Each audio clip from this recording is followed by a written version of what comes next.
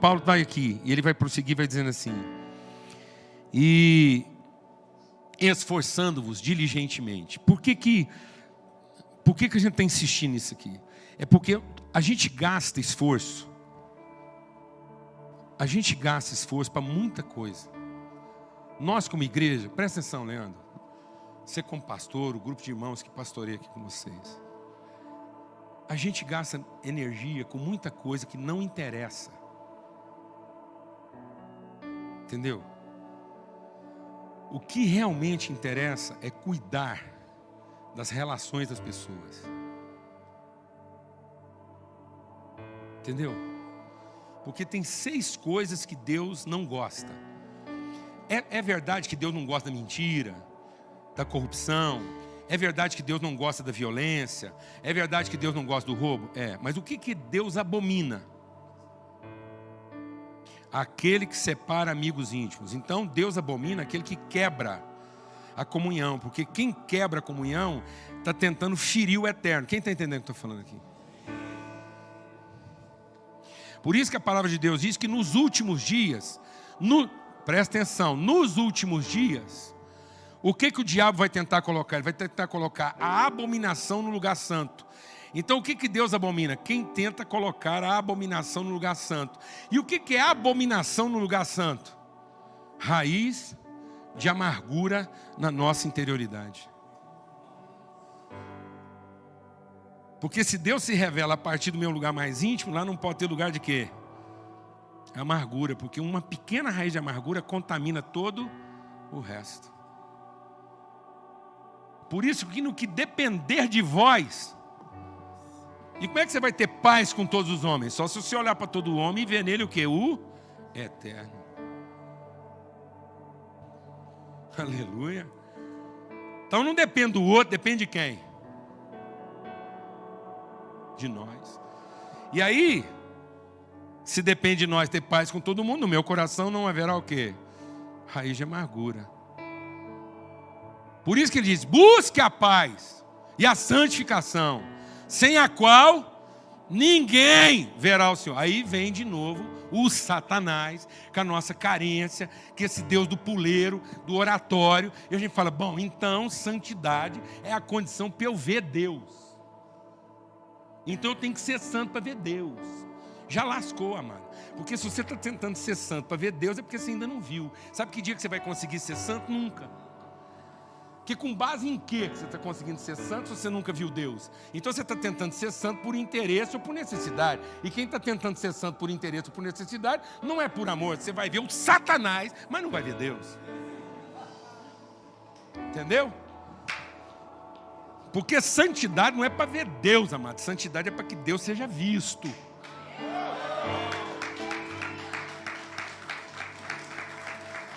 Amém? Por isso que é com todos os santos. Não é através de um santo. É através da comunhão dos santos. Glória a Deus, amado. Por isso que não existe santidade individual. Existe santidade relacional. Porque às vezes o cara está tentando ser sagrado e não ser santo. Então nós estamos enchendo a igreja de coisas sagradas. O culto é sagrado, o ministério é sagrado, o meu reconhecimento é sagrado. Amém? Quem está entendendo isso aqui, amado? Ser ouvido é sagrado, ser respeitado é sagrado, ter marido bom é sagrado, ter mulher que presta atenção é sagrado, ter filho que presta é sagrado. Nós estamos enchendo a nossa vida de coisa o quê? Sagradas. E achando que se eu for santo, Deus vai me dar mais sagrados. Entendeu não? Então santidade não é para que eu veja. Santidade é porque eu vi, para que ele seja visto. Porque se eu não for santo, ninguém vai ver. Por isso, sejam santos como é santo o vosso Pai. Então a santidade está na consciência de origem e não na expectativa de futuro. Amém, mano? Glória a Deus. Então, santidade não é uma expectativa de futuro, é uma consciência de origem. Então, se meu pai é santo, eu sou santo. Então, eu não tenho por que ter outras motivações que não sejam o quê? Santas, porque eu vou olhar para todo mundo na sua perspectiva o quê? Eterna, eu não vou ter expectativa de ninguém. Se eu não tenho expectativa de ninguém, não há a menor chance de eu ser o quê? Desapontado. Se eu não posso ser desapontado, existe a menor chance de eu ser amargurado. Porque ninguém fica amargurado com aquilo que o outro fez de errado. A gente só fica amargurado pela contabilidade do que nós mesmos fizemos certo.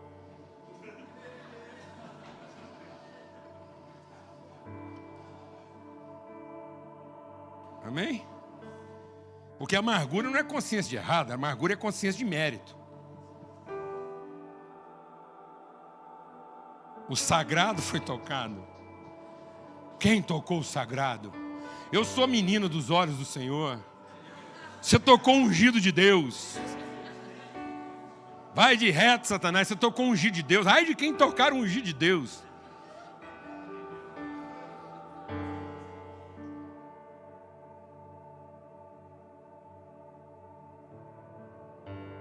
Nós não somos sagrados, nós somos o santo. E aonde essa santidade se revela? Em relações bem resolvidas. Onde não há raiz de quê? De amargura. Onde a abominação não conseguiu ficar no templo. Aleluia. Porque Deus só abomina aquilo. Então, todo o nosso esforço deveria ser para a comunhão e não para a devoção. E nós estamos sacrificando a comunhão em nome da devoção. Nós sacrificamos a comunhão dos irmãos se a devoção não presta. E eu vou procurar uma devoção melhor para conseguir ter comunhão. Não, amado, aproveita que a comunhão, que a devoção não presta, porque é a verdadeira comunhão. Porque se você consegue ter comunhão onde a devoção não presta, é porque você não está fazendo nem por necessidade, nem por interesse. Aproveita amar a sua mulher enquanto ela não presta, porque depois que ela ficar boa é por interesse. Aproveita amar seu marido enquanto ele ainda não presta. Glória a Deus. Aleluia. Porque só pode ser por um motivo eterno. Amém. Então onde deveria estar nosso esforço? Em preservar a qualquer custo o quê? As relações. Não deixando brotar no nosso coração uma raiz de amargura. Amado, eu queria te chamar para ver uma cena. Vamos ver uma cena. Jesus lá, sofrendo as piores humilhações, apanhando, sendo humilhado, tudo, aquela cena. E o coração dele guardado sem amargura. Amado, eu quero te falar uma coisa. Se Jesus tivesse cerrado o punho, enfiado a mão por dentro da túnica assim, não aguentou a pressão, cerrou o punho, sem ninguém ver, só deu uma serradinha no punho assim. Trincou o dente, assim. Mordeu o lábio lá na parte interior. E nós não teríamos visto Deus.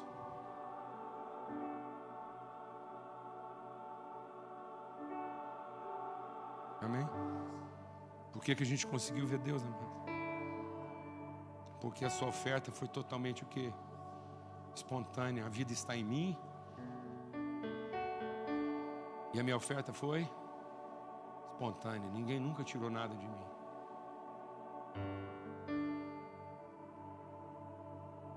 Nunca fui roubado, nunca fui traído, nunca fui lesado. Nunca fui prejudicado, porque nunca fiz juízo prévio de ninguém. Por que você se sente prejudicado? Porque você fez juízo prévio. E não devia ter feito. Então a nossa amargura vem de um juízo prévio. Então quando a gente cerra o dente, quando a gente... Entendeu? Ai, irmão. E pronto, e a imagem de Deus já começa a ficar o quê? Embaçada. Eu queria concluir esse tempo aqui, a gente meditando sobre uma coisa que é o seguinte. Dentro daquilo que Paulo está dizendo, depois nós vamos continuar o texto. Ele está dizendo o seguinte, que é o esforço pela comunhão. Tem muitos pastores aqui, eu queria colocar aqui um desafio doutrinário. Nós estamos pregando uma doutrina herética. Há uma heresia hoje na igreja, que faz a salvação parar na graça. Então nós falamos do amor e falamos da graça. Então é como se a salvação se completasse na graça. Não, mano, a salvação se fundamenta no amor, se revela na graça, mas ela se consuma na comunhão. E nós estamos pregando tudo sobre o Espírito Santo, menos que a obra dele é a comunhão dos irmãos. E do jeito que nós estamos pregando, é como se a graça pudesse salvar o indivíduo. E nós pudéssemos ter indivíduos individualmente salvos. E a salvação não salva indivíduos, a salvação salva relações. Então eu só vou ter certeza de salvação se eu estou sendo salvo na minha consciência de relação. Se eu estou sendo salvo na comunhão e não no indivíduo. É tão grave isso que nós estamos adulterando alguns textos bíblicos. Um dos textos mais clássicos de salvação que a gente prega, qual é? Se com o teu coração creres e com tua boca confessares, serás salvo, porque com o coração se crê para a justiça e com a boca se faz confissão para a salvação. E nós transformamos isso numa metodologia e não numa pedagogia. Nós não estamos entendendo isso como uma cultura, uma transformação do entendimento. Nós estamos colocando isso como uma regra de inclusão. É um rito de inclusão. Então, você creu, então confessa para você ser salvo. Porque se você não confessar, você não será salvo. Quando a gente faz isso, nós estamos atribuindo a salvação ao confessante. Então, é quando ele confessa que ele é salvo. Então, no fim, quem salvou ele? Ele mesmo, através da sua confissão. Sendo que não é esse o espírito da confissão. O espírito da confissão é cri, por isso falei. Cri, por isso falei. Então é o seguinte, quando eu creio a salvação que eu recebi, a primeira coisa que eu faço é confessar para que outro seja salvo. Amém?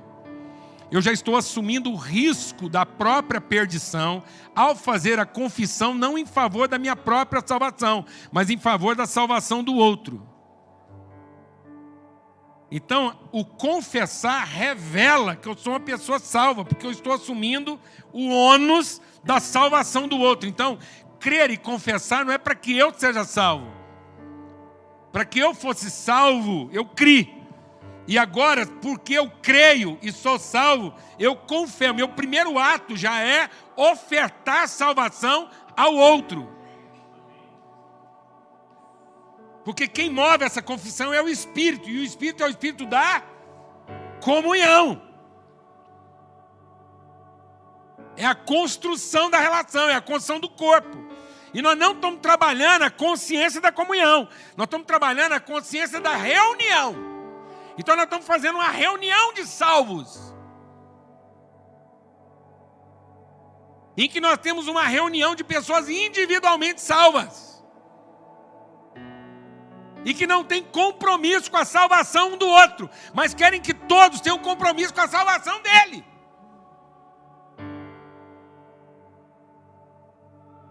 De modo que quando ele vê um problema na igreja, ele se desaponta. Porque ele quer que haja compromisso coletivo com o benefício individual. Sendo que salvação é compromisso individual com o benefício coletivo. De modo que uma pessoa que ainda não foi aperfeiçoada na sua salvação, ele fica sempre procurando um culpado, enquanto Deus está procurando um responsável. Glória a Deus, amado. Então todo salvo é o quê? Todo salvo é o quê? Responsável. Pela salvação de quem? Do outro. Porque todo o esforço dele é em favor do quê? Da unidade, do corpo, da comunhão. O esforço dele não é para o ministério dele funcionar. Ele às vezes até sacrifica a qualidade do ministério dele para manter o quê?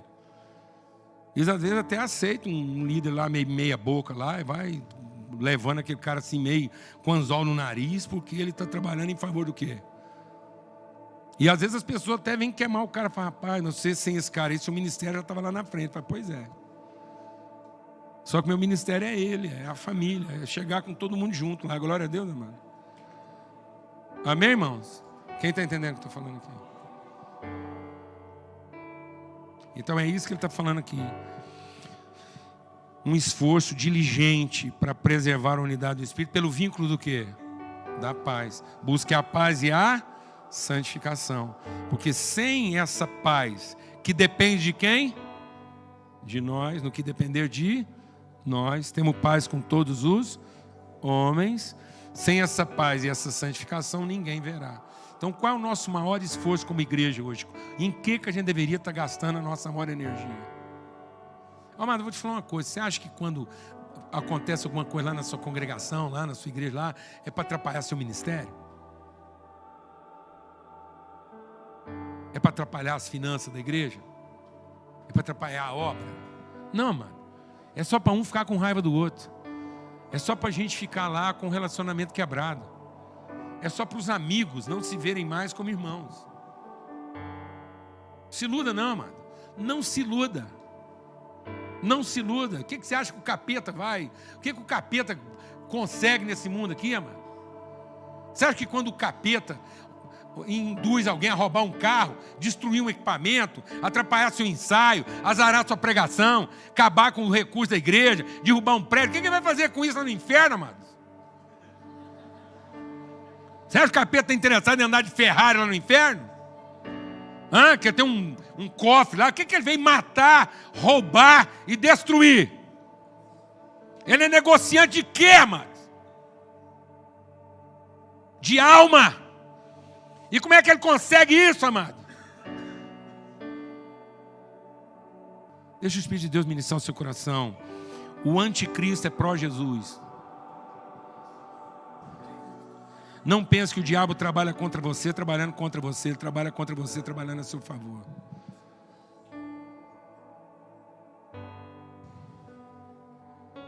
Pilhando você para você pensar em salvar quem? Você mesmo. Tudo que o diabo fez foi para que Jesus, ao fim, tentasse salvar quem? Jesus. Para que ele não se tornasse quem? O Cristo. O homem completo, a plenitude, a revelação do eterno. Quem é o eterno, amados? É Cristo. O nosso Salvador, vou falar uma coisa aqui, fecha a porta, ninguém sai. O nosso Salvador não é Jesus.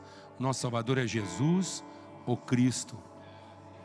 Porque Ele é Salvador na medida em que Ele veio revelar o Cristo. Ele é o nosso Salvador na medida em que Ele não salvou Jesus. Ele é o nosso Salvador na medida em que Jesus subiu à cruz de Cristo.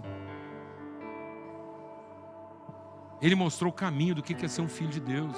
Nós vimos a sua glória, glória como do unigênito do Pai. No seu coração houve paz, e nele não se encontrou nenhuma raiz de amargura, e nós vimos a Deus. Essa é a missão de Deus, fazer com que todos nós aqui sejamos essas pessoas que lutam diligentemente para preservar o quê?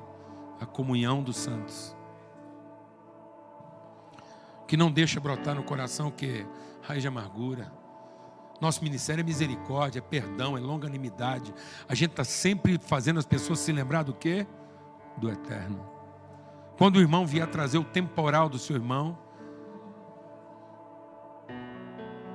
quando o irmão vier trazer a velocidade com que ele está pegando, você lembra ele a intensidade dele.